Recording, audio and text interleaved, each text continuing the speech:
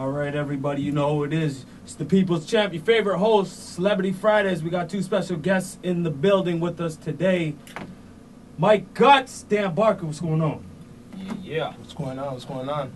Everything good? You feeling good, baby? I'm good. We're going to be getting into some things today. Yo, man. You know what I'm saying? Freedom of speech is a real thing today. Yeah, man. Let the bodies hit the floor. Let's get it. I'm ready, sort of. Sort of? Yo, Gutz, this is your thing right here. I see you on the Facebook all the time, man. Come on, man. You know what I'm saying? Yo, we're going to start with Barker first, you know. First off, you know, how we living? How we doing? Yo, man, we're doing good, bro. You know what I'm saying? Like, just, you know, doing something different, living that entrepreneur life, filmmaking. Like, you know, I got 2 kids. I got the wife at home, 4 mouths to feed. So, you know, I'm really focused more than anything right now on what I'm doing. You know what I'm saying? What's next? So, yeah, because you just moved to Belleville, right? No, Bowmanville. Bowmanville? Oh, I thought it was Belleville. Bowmanville's like 15 minutes away from Oshawa. Oshawa is like the armpit of Toronto. The armpit of Toronto is Durham region. You know what I'm saying? And that's us out there. So we got Pickering, Ajax, Whitby, Oshawa, and then further out, that's where you get to the Curtis, the Bowmanville, and stuff like that. And that's where I'm at right now. Kind of moved out of the city with my family and stuff like that. We got a nice little townhouse, living that fucking white picket fence kind of. Whoa! We gotta keep it PG-13, baby. Okay. Oh, no swearing. This ain't the night show. Okay, my bad. All right, I didn't. You know no one gave me the disclaimer. I oh, didn't know. my bad. You know, but no f-bombs. No nah. F-bombs. What's the best we could do? What's the worst we could do? Yo, I don't even know. We just gotta keep it PG-13. My like, bad, though. That's how I'm safe. Yo, I'm running for Fusion Radio. Huh? I said we love you, Fusion Radio. Yeah, no problem. I got you, man. You know what I'm saying? I'm good with that. Like I So, said, I got kids. We're good. I know that you got a lot of projects coming. Let's jump right into that before we get into the juicy stuff. So, captured films. Right now, you know, we are doing a lot of editing behind the scenes and stuff like that from our last couple of runs, and working on a lot of stuff right now with you know, with the camp with Nino Nickel and stuff like that. You know, we got some videos coming out with Trinity Chris, G5, Peter Jackson for his new album and all that stuff. But beyond that, what's upcoming is we actually have a video contest we're about to drop.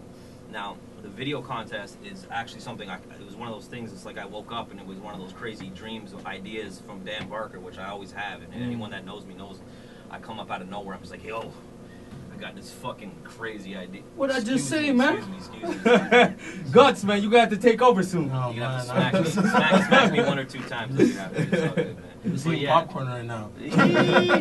But yeah, we got the video contest coming up where basically we're gonna grab you know, 20 to 30 hip-hop acts from the GTA, and basically we're going to be shooting red cam videos for them.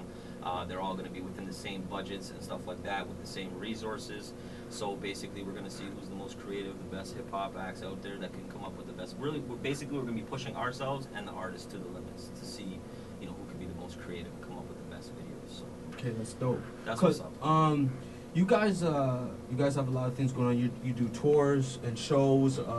You also, how did the whole Nino Nickel get with Captured Films? I always wanted to know that. How you and Peter Jackson linked up. Okay, cool. So first of all, let me just explain basically when it comes to the tours and shows that are upcoming.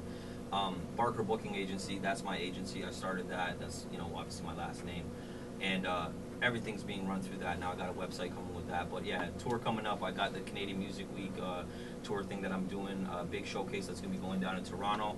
But we're going to be going from Newmarket, St. Catharines. We're doing Mississauga, Toronto, Oshawa. Actually, we're doing Toronto twice, and also hopefully we're going to be hitting up Ottawa and Montreal as well. We've got, you know, some cats that are going to be on that smoking section. We got Danielson. We got you know, we got Mike Gutz on a couple of stops. We got a lot of different people on a lot of Dre Specs is going to be on that. You know, lots of different people. But now when it ties back into the Peter Jackson thing, like I've known Peter Jackson since I was 16. Okay. Like literally, right? Like we were on the come up together. Like not even just come up. I'm talking house parties come up. Like we were on the come up with the girls and everything, and the parties and all that stuff, right, in that scene. And yeah, basically, you know, he was a rapper. I used to beatbox all the time, and you know, like people were always saying, oh, yo, you got to meet up with, you know, because he was always known as the best rapper in Ajax, because that's where we were at. We were at Ajax, right? Oh, okay. And he was always known as that best rapper in Ajax, and I was always known as the best beatboxer in Ajax, so everyone was always trying to link us up. So eventually one night at a party, we're all drunk, and we linked up, and we threw down. We had some sessions and stuff. you know, and then I ended up starting rapping back in the day. You know, I dabbled with some rapping and stuff, and I ended up having my own studio and stuff. That's where I first ever started shooting videos and stuff like that. And that's right around the same time he actually started 90 Nickel, and 90 Nickel used to be 90 Nickel Cartel. Like that's what it originated as. That was what the first thing was, 90 Nickel Cartel. And he posted a picture actually the other day that's funny because we were all like literally like 17, I think. Like I was younger because they were all a little bit older than me. Like it was a year older than me. So I was probably 17. They were probably around 18. And it was just all of us, man. Like all of us when we were kids, and we were all in the one picture. And it was like that's where 90 Nickel started. You know, him, K-Stu, and him, K-Stu. There was Hayden. There was a bunch of other dudes, and then they ended up forming with Flex and Zays. They were the A fam back in the day, the Alliance fam, and then they came in, and it was like everyone was a rapper, and we were all. It was funny because at this point, we weren't even doing shows. We were all just rapping at parties, and then eventually, PJ kind of came up to us like literally like with this 50 Cent look on his face, just like yo, like listen guys, we're doing 90 Nickel Cartel.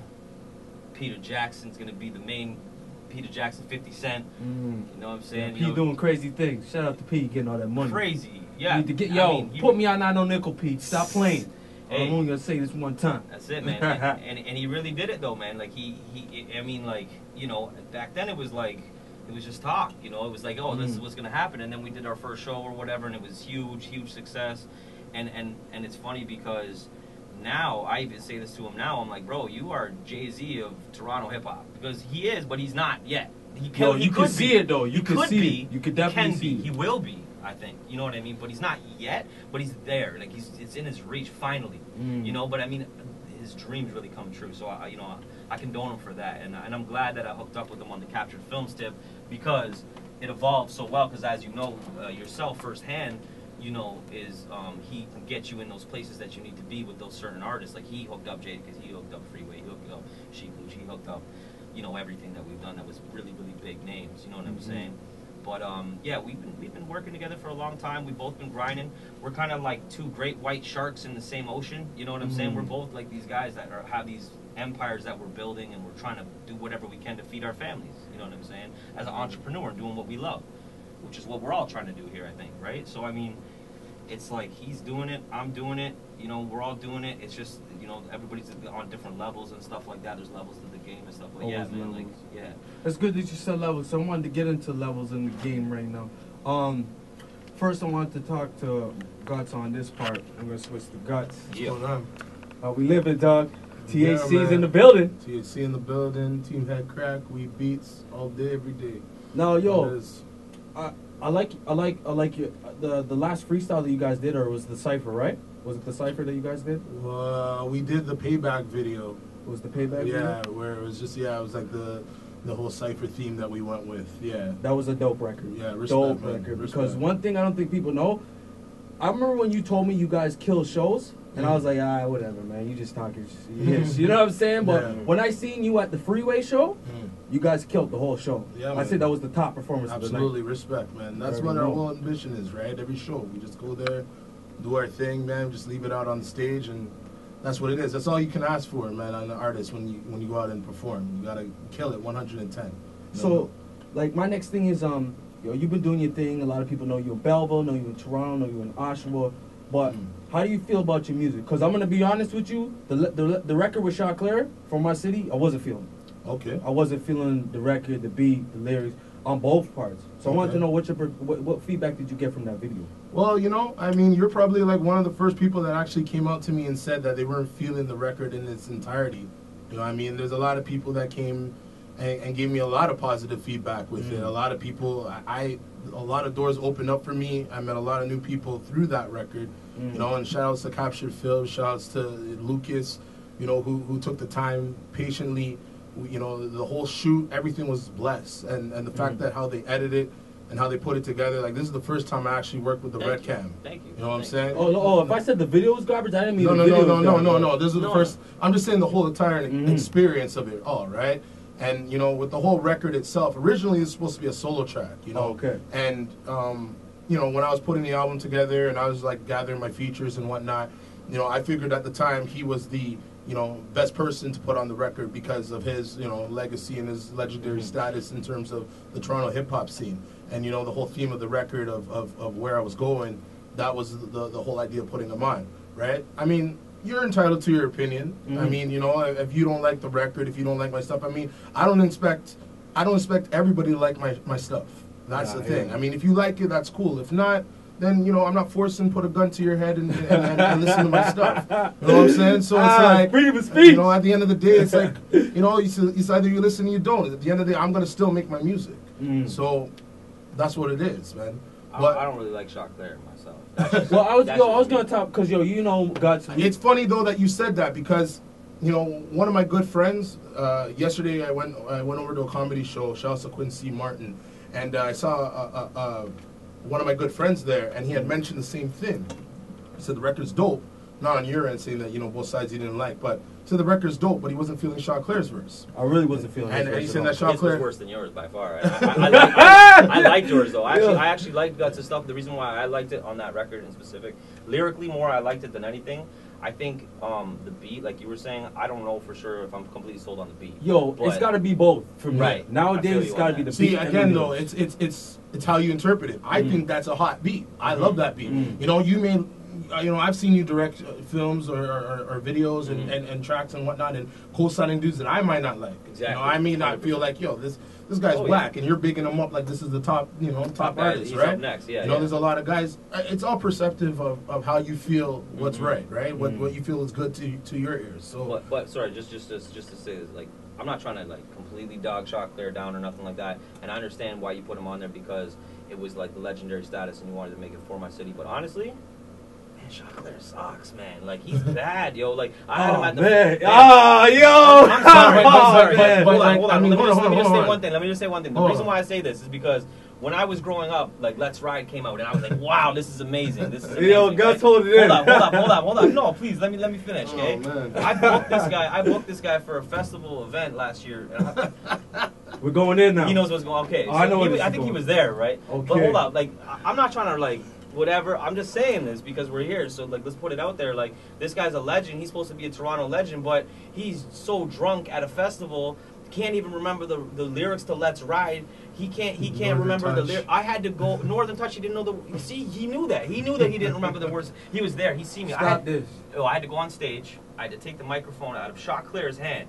Okay, for me that was a big deal because, like, this guy's supposed to be a Toronto legend, like he said. A lot of people perceive him, perception, as a Toronto legend. Perceptions, you get that? And I had to go on stage and rip the mic out of Choclair's hand and kick him off the stage because the owner of the park was saying, what is going on? Like, he was swearing. Like, if he was in here when he was talking to me and telling me to get Choclair off the stage, you would have kicked him out because he would have been swearing way too much and it would have been too much for you. He was really mad and it was bad.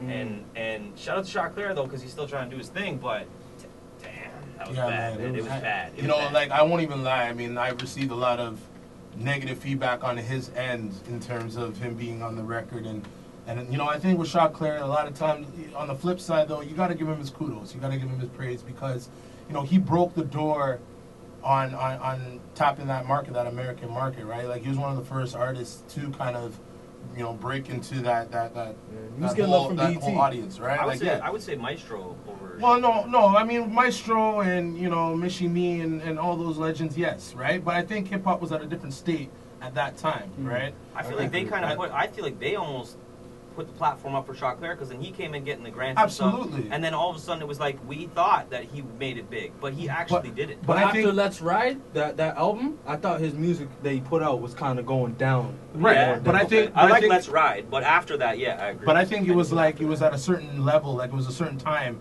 where it's like I think like the whole hip hop scene was about to blow, and I see what you mean. And you know what I mean, It like the whole Canadian, starting to bubble. Like yeah, you was had coming over here. Like you had the BT, you know, you had the BT in Canada. You had more of the you know, networks that were kind of, you know, out there now for hip hop, and now he's bringing that Canadian market and putting that light onto us, right? These guys only kind of kept it in between them. They didn't branch it out like how it is now.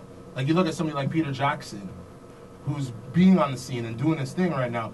He branches out to a lot of artists to get on open shows, open for big name artists, right? Like I've opened for like the biggest of names, you know, thanks to Peter Jackson, and he's given me enough opportunities to do that. And you know, that's the one thing, is that branching out, helping each other. You know, one wash the other back, and you know, both hands wash each other clean, whatever, right? Like, we gotta make sure that we're all supporting each other. Right. So I think with that, at that time, what they did wrong was that they kept it in between themselves. They kept it between that circle life. So I feel like that's what kind of killed besides it. a 1-2 person. I feel like that's what goes on today, though. Like, if you look at everybody, there's pockets of circle, like a lot of people call it circle J, and I don't know if we can say that word. It rhymes with twerking. Circle. Say the word so I know what it is, and then I'll tell you. Jerkin? Oh, okay. I think that's circle okay. jerking. Oh, Circle jerking. well, I Can we don't say know, circle? actually. Maybe not when it's used like that. Circle. Holy! with the jerk.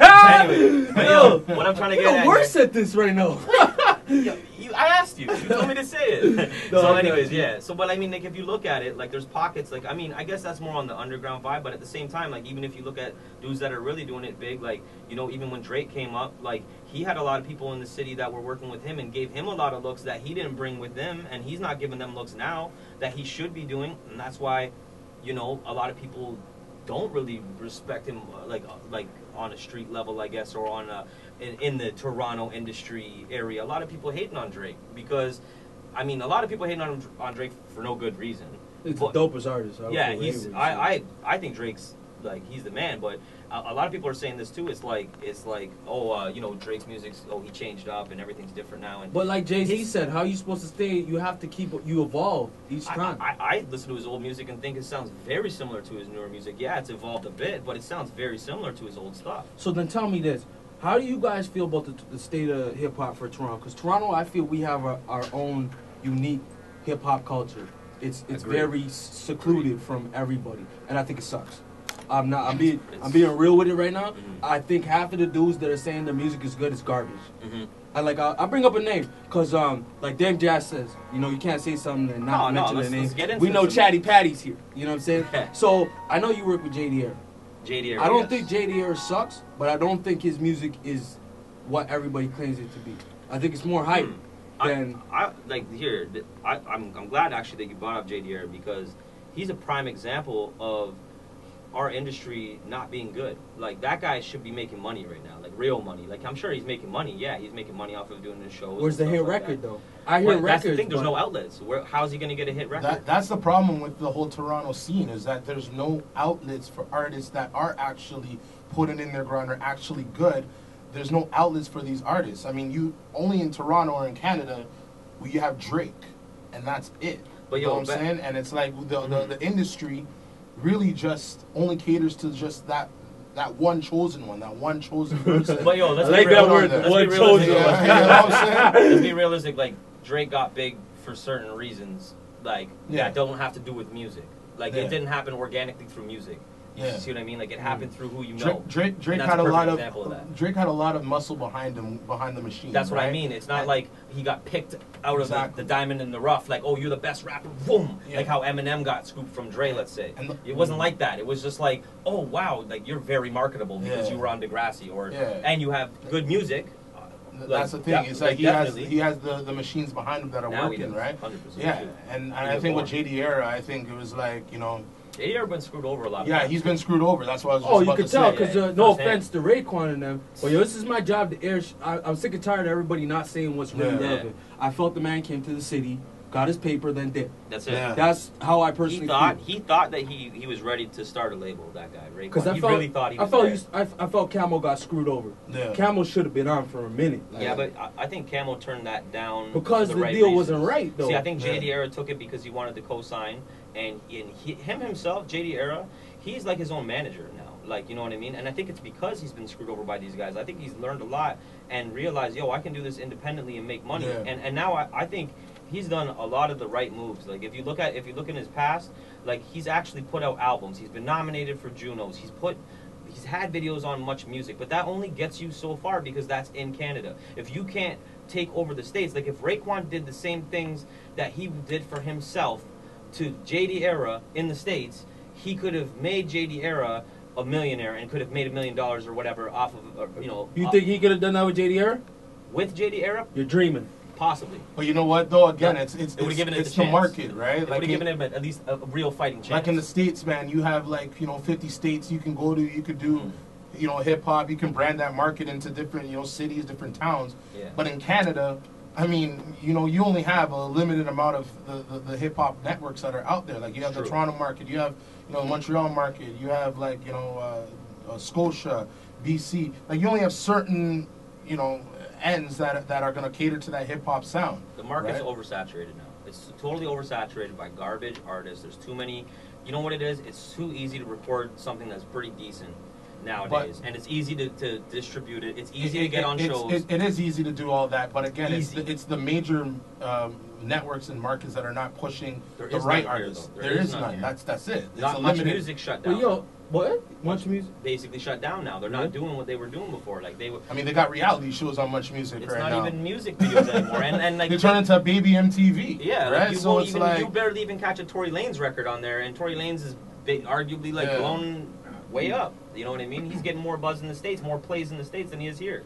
I mean, Drake, you can say that it's the same thing. It is the same thing, but Drake's on any type of outlet that there actually is. Yeah. He's on it, and that's the hard thing, because like I seen Tommy Spitz tweeting Flow 93.5 the other day saying, "Oh, why push somebody? Why doesn't the local radio give?" Okay, I agree someone with Tommy Spitz because I liked his last EP. I thought it was dope. But a lot of these guys need to realize a couple things.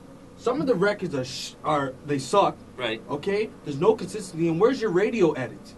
You're putting out music subliminally you're talking about some shit that talking about some stuff you can't talk about, but where's your radio stuff? You can't do it half-ass.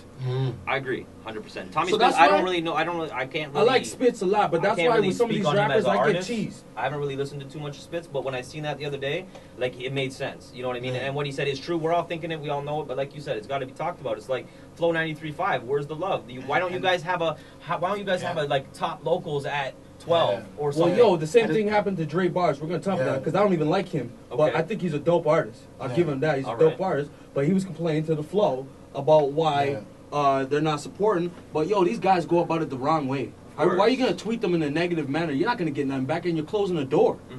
So where was the common sense behind that? But if you look at their answer, the way they responded back, they said it to you right there. Even if you emailed them and went about it the most professional possible way, you wouldn't even have heard back from them. At least you got to hear back and actually hear their side. If your record's not charted, we're not playing it. That's what they said on their Twitter, publicly. Oh. So if you didn't chart, so if you didn't make it in the States, basically, you're not getting any radio love, is what they're saying to their city. That's bad for that's for like these. That's like a slap in the face. Gutz! Am I right or am I wrong? You're shaking your head like, I don't even know what to say. It's a slap in the face, man. It's like, you don't get love in the States, we're not going to play your record. Like, that's so backwards. Like, look at Peter Jackson. So backwards. Hold on. Like, He's right. But look at Peter Jackson, for instance. Peter Jackson, okay? Perfect example. This guy has done records with Riff Raff. He's done records with YG. He's done records with Jadakiss. The Locks. He did the whole Locks record. He had the Locks on a record. And that record didn't go on the radio. And that was a radio record. Yeah. It didn't get on much music. That was a sick track. It didn't get on much music, the video. The video is the best video he's ever done. And I didn't even do it. And, Well, with the Locks? He wasn't even in the video. Man, you can't put that video on the Locks with the Locks on Much Music.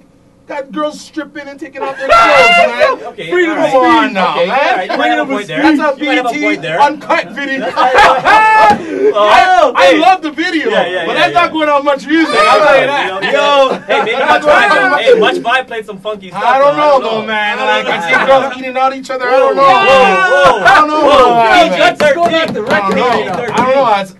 I love the video, but that ain't going on Much Music, man. Okay, I'll give you that. But the record, though, okay, maybe not even that record. But I mean, my point is he's had ample amount of these big American artists that Flow should have at least. This guy's put so much money into his stuff. It's like for a Canadian artist to actually put that kind of money behind their music and Flow 93.5 not support it. What does that say about Flow 93.5? Because first of all, whether you like Peter Jackson or not, whether you think he's a good artist or not, that's besides the point. Because if you listen to the radio, there's 90% of stuff that you don't want to listen to anyways. So let's just take the skill factor out of there, whether you like him or not. The point is the magnitude of the record. It needs to be pushed by Toronto, by the #1 Toronto station. You know what I mean? If like Era was on Mad Child's album, so that means Mad Child went out of his way to put JD Era on his album, not the other way around. He didn't pay for that.